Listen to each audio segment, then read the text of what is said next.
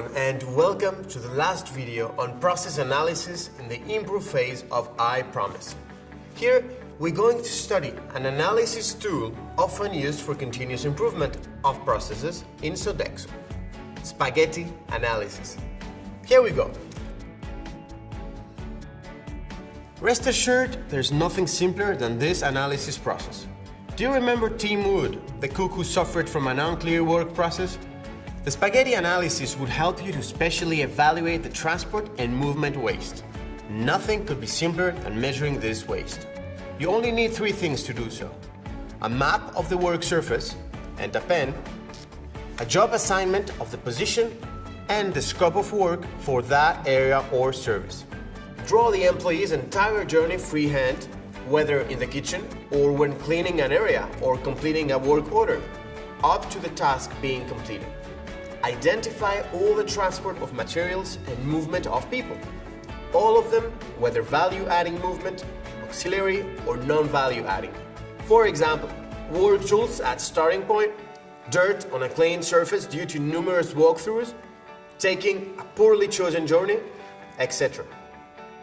Let's see how it works in a real situation. So, here we have Bob, the cleaner. Bob first needs to get his trolley from his storeroom, which is his starting point. Let's observe him as he completes his task and replicate the flow of his process on the map by drawing lines. Make sure that you include every single step, even if they seem insignificant or unnecessary, because it's crucial that you have an accurate representation of the actual flow of the process. So here, Bob collects his trolley with the relevant materials that he thinks are required to clean his given area. He then moves into the main room. Bob parks his trolley in the center, opens the doors to the offices, and replaces the filled bins with new bin liners. 3. He then needs to clean the desks. So he goes back to the trolley to get the microfiber cloth and then back to the offices again. 4. Now to the toilets. But once he gets there, Bob realizes he's forgotten the mop. 5. So it's back to the storeroom again. 6.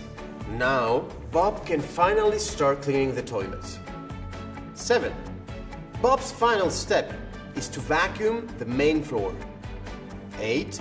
He goes back to the storeroom to drop off his trolley and to get the vacuum.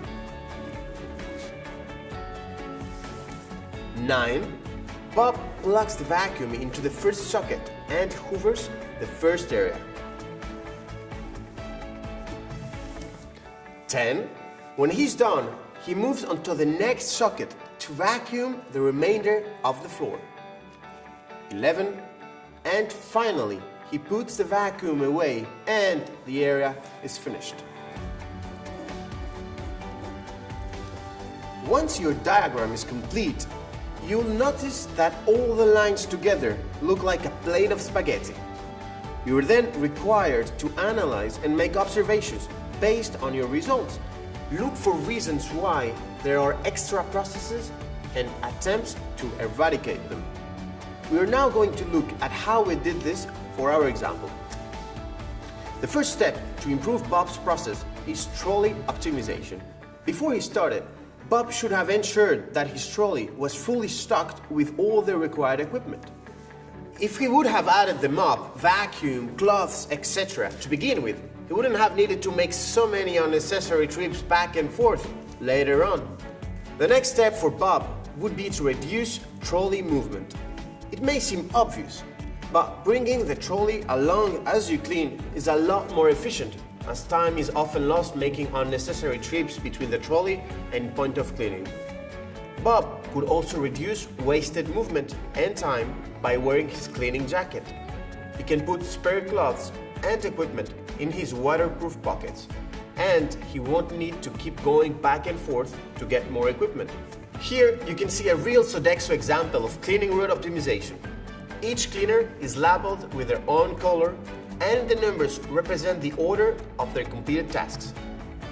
Before optimization, Cleaner 3, for example, was cleaning extreme ends of the building, creating a lot of waste movement and transport of materials.